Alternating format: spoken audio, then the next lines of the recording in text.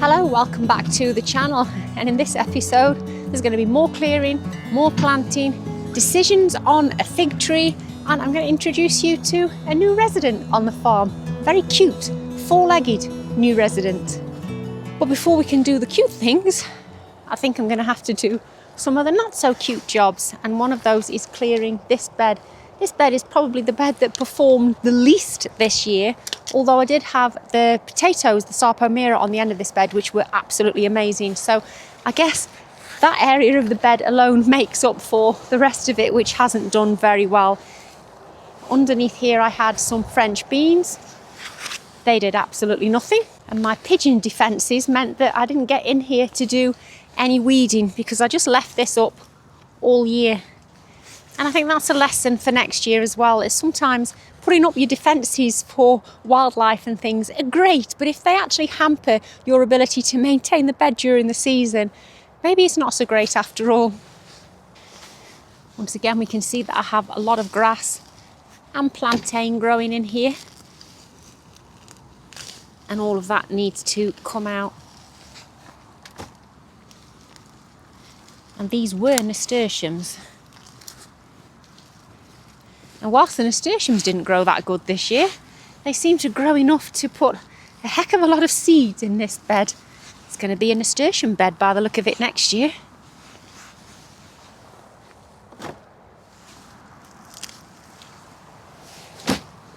I think it still surprises me to see just how much the garden can change from one night of frost.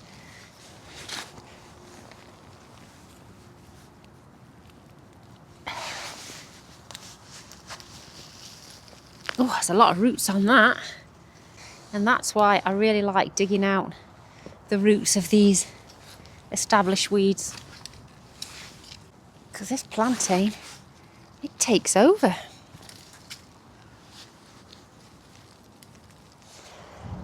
I also think I'm going to remove the hoops from this bed over winter, because I'd rather have the hoops on beds that don't have the archways in and let crops that don't need the hoops be in these beds. Every time these hoops feature in one of my videos, I'm always asked where they come from, and I bought these from First Tunnels. The size of my beds are 1.2 metres by 2.4 metres, so these are the 1.2 metres size hoops. And apparently these ones are on bamboo canes, which is why I'm struggling to get them back out. I normally have them on metal road pins, and they come in two halves, which makes storing them and manoeuvring them around a lot easier. Easier still if you didn't have them hooked onto a swollen bamboo cane.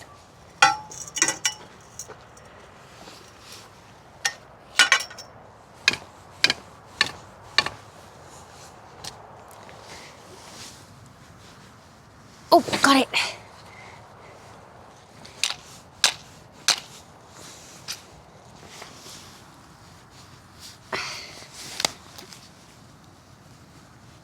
Oh. Now this particular area of the vegetable garden is in a bit of a line that gets quite wet all the way down there towards the fruit trees. And I'm thinking that this bed probably needs some help with drainage reaching down a little bit lower. Now, I don't have a broad fork, and Kerry raves about the broad forks, and she was indeed talking about them in a recent episode on So Chatty. All I have is a gardening fork, but I thought, in the light of not having anything better, if I just dug the garden fork in as far as I can and lift it a little bit, surely it's got to be better than nothing in terms of trying to give myself a little bit of deeper drainage in the bed. Oh, it's definitely squelchy.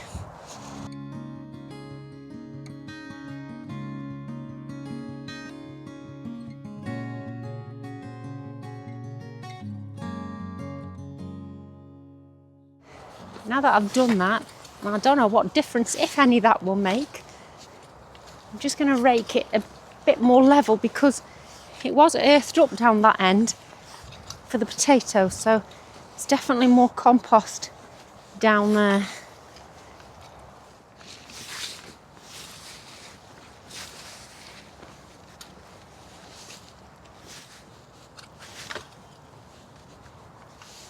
Now this bed doesn't actually have much drop on the compost, so as a bit of an experiment, what I thought I might do is rake up some of these leaves that are around the plot, put them on top of this bed and do the same mulching that I did last week, which is to use these very wet paths next to the bed and actually empty them into the bed, and then I can top up some of the paths. And the especially good thing here for me is that all of these leaves falling around the edge of the bed are actually oak leaves, and I can't remember what it is that's in oak leaves, but there's something in them which makes them one of the best leaves to use for this kind of thing. Try not to tread on the bed now that I've just raked it. Obviously, I don't want these really big pieces of wood chip in there. Now, I just need to shovel this in. It's very wet.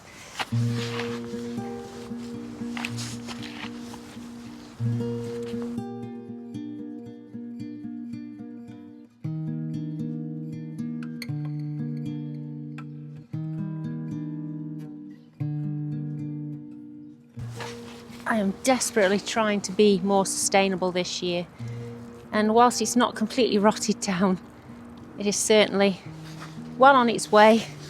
And if it saves me some compost and it feeds the plants, then that's great. And the main plan that I have is to do 2 beds with exactly the same crops in. One that I've prepared this way and another one that I will have done more traditionally with manure, and see how they compare. Because not everyone is as fortunate as me and has access to manure. And obviously there's lots of people that grow veganically as well, and for their own reasons obviously don't want manure on their vegetable beds. Now, another reason for doing this is that I don't just want to top up the paths anyway. I like to try and remove some of what's here and is very wet. And if I'm removing it anyway, I might as well see if removing it onto the beds is the most logical option. Now, I love a good experiment, and what I've realised is I can experiment with the bed the other side of the archway. Because I've treated this bed in a more traditional way with a lot of manure placed on top of here. I'll probably put another layer on actually because it has dropped a bit. And the really good thing as well is that they also grew the same things this year, because this bed was full of beans and potatoes, just like that bed was as well. Now, as it's been quite wet the last few weeks, I'm going to take the obelisk off as well, because I don't want to damage these or get them to rot over winter. I'd like them to come through winter relatively unscathed. Not only will that be protected then over winter, I also want to be able to put hoops in here next year for exactly the same reasons that I don't want hoops in that bed because of the archway. I made it difficult to put the cloche hoops and fill an entire bed with something covered here because I've got the obelisk. So the obelisk needs to be in a bed that has an archway in. I think I'm going to do, because this is a really wet area of the garden, I am going to go and get some fresh wood chip for this area, because obviously it's going to soak up the continued rainfall we have. If I don't put anything there now, the wetness is going to go further down the plot, and I don't want to start flooding the trees that are on the fruit area. But before I do that, I actually have another job to do, and I'll introduce you to the new resident we have on the farm. Look at that. Just in time, the sky is clearing as well. He is an absolute cutie. I think you're going to love him. And it's good to have him around. The other horses are already out, but this is Oliver, who's pretty angry that he's not out yet. Now, Oliver may look like a new pony to you, but he's not actually a new pony to us, because Oliver went on loan to a local family 9 years ago, and he's back for an extended holiday with us at the moment, as the girl's other horse has gone out on schooling livery for a few months. So he's not staying, he's not a permanent fixture, but he is back temporarily over winter, aren't you? Causing mischief. And I'd forgotten how cute he was to have around.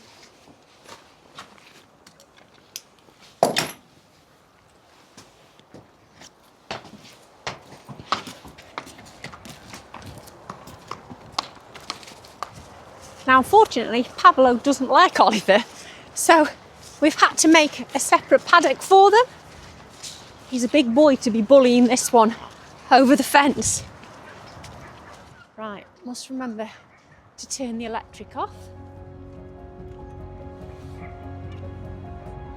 It's very muddy here, Ollie.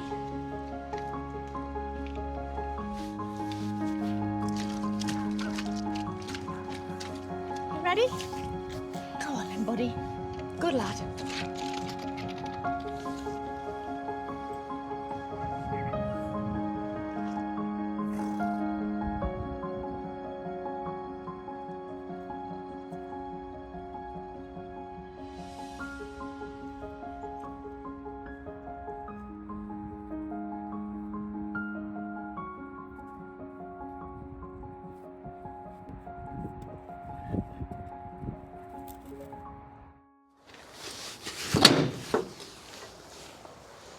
Now that Oliver's out, it's time to get Irving. It feels like ages since I've driven him. Can I remember how?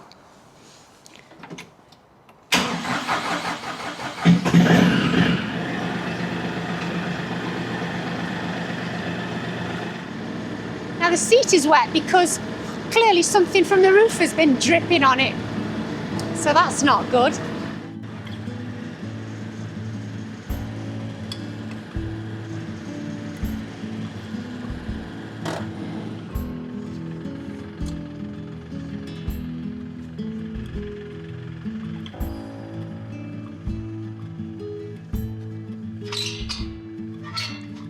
I hate opening this gate.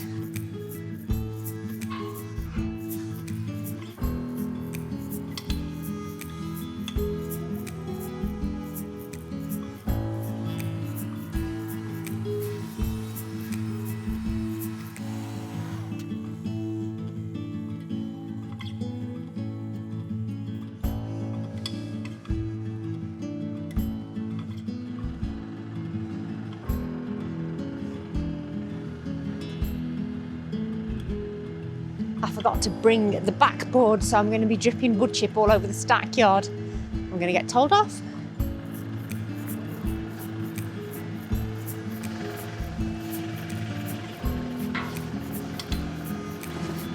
Oh.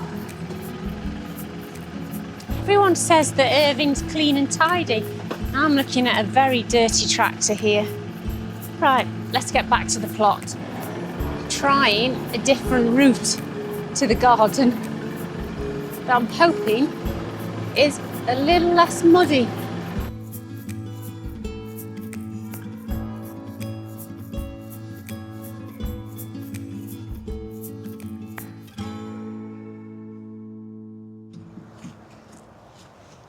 Now, if I could have one little complaint about the mini tractor, is that it doesn't quite get up high enough that the barrow can get underneath it, which is a shame.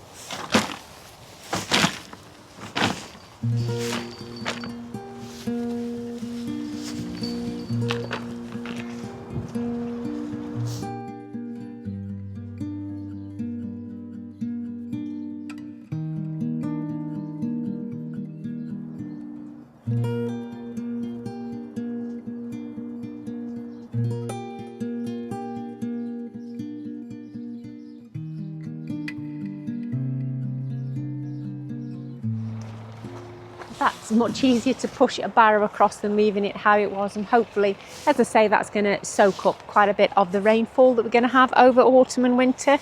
The next job I'm going to do is go along this row and take down the gladioli stems. I thought that they would have properly died back by now, but they haven't. So I'm going to cut them back because they are pretty rotten anyway. But I'm cutting them. I don't want to pull at the roots. These are my new secateurs that I mentioned on So Chatty on Wednesday. These are Wolf Garden ones. They're pretty sharp, actually. Pretty sharp. I was thinking if I left them much longer, they'd be growing again next year. While I finished clearing these away, I went to Bent's Garden Centre at Warrington at the weekend with my sister, and it's an absolute Christmas winter wonderland there. If you live within the vicinity that it's close enough to make that a day trip out, I do recommend going, but do arrive early because we got there as the doors opened and the car park was absolutely overflowing with people. Check this out.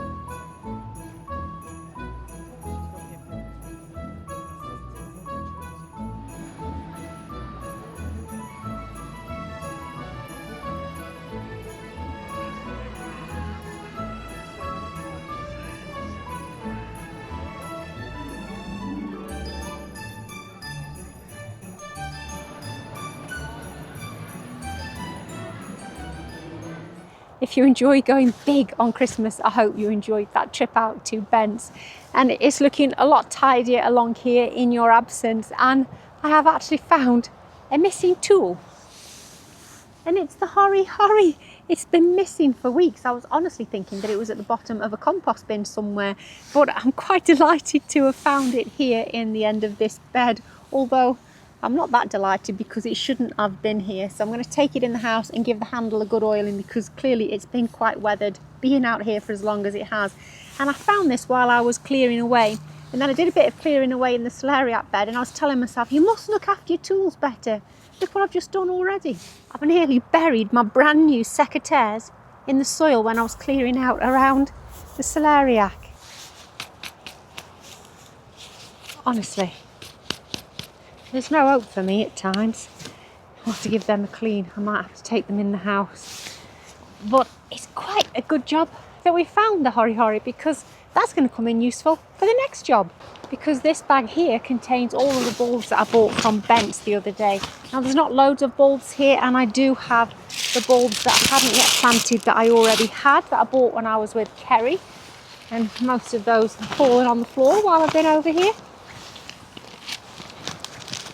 So let's go and get a few of these in the ground because I have a question for you about my fig tree. If you follow me for a while, you'll know that this fig tree has moved house a couple of times in the time that I've had this vegetable garden, and I'm debating whether I need to move it one final time. Largely, it's a victim of its own success because it's grown really well here in this tiered planter that Duncan and I built in the spring, and I never thought that it would look this healthy. And I want to keep it this way, but I'm already wondering, is it too big for this space long term? And if it is, should I move it somewhere else before it really gets some deep roots in the ground? In fact, it might already have done. It might be too late to move it. So that's my question to you. Would you leave it where it is and keep it well pruned, or would you actually consider moving it? And I don't know how well it shows on camera, but it has loads and loads of figs on it. I'm guessing some of these bigger ones like these I should probably take off. I've never really known how to care for a fig because I've never grown one before, but it also has some teeny tiny ones on, and I'm thinking that if I've read right that the teeny tiny ones are the ones that should go on to be figs for next year, but these ones didn't get going enough to make good figs for this year, a little bit too late, but it really did take off when it got planted here, which is why I'm guessing it is a bit behind. It really has done amazing, and I need to look up how to prune them and how to look after them full stop. But that's not what I'm here to do now this afternoon. I'm here to plant some bulbs in these other planters here. I'm not going to plant any in here until I've decided what I am going to do with this fig tree. The main thing that I want to plant here are some narcissi and some tulips. I want to have a really nice display here, and I think that these should colour coordinate in this area.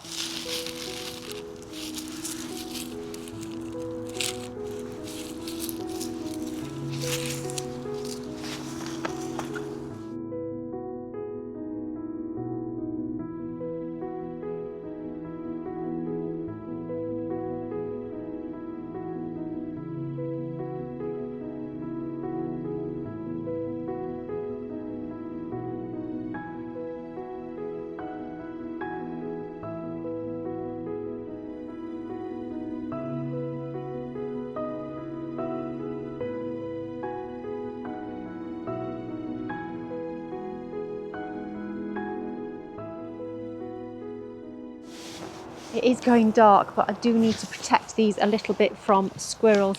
And I don't think that I have the space to put the wire mesh over these. So what I'm just going to do is stick a little bit of this over for tonight and then come up with a better plan later on if squirrels get through this.